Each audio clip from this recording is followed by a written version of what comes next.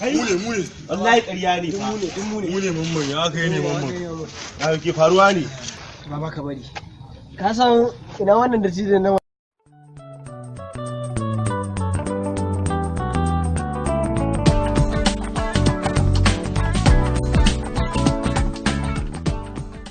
ka san yana da wata yaya wannan yin ta wannan bebon okay wannan farfaran da ko ne yau akwai wani fati ne da zamu je mun kira shi a gane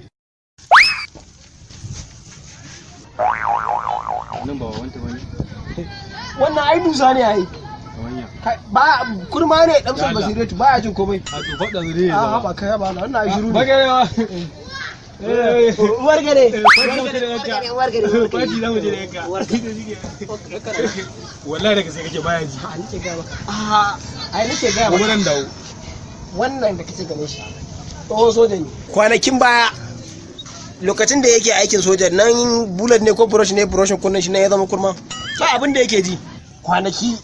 haba ka manta ne na tuna mana wannan ta sako ai nake ga maka har na ga sai inda zan kai ta lungun da zan kai ta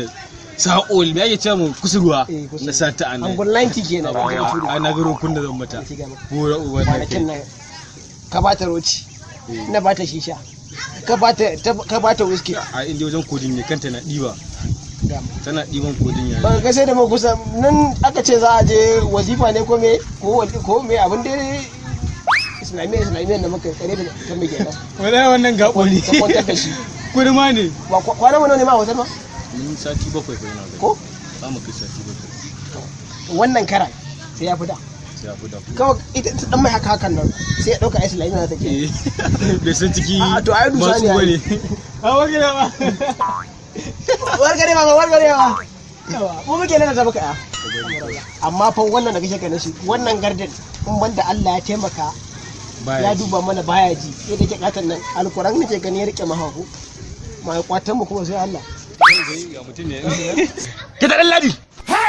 in kin shiga ki dauko min takobi na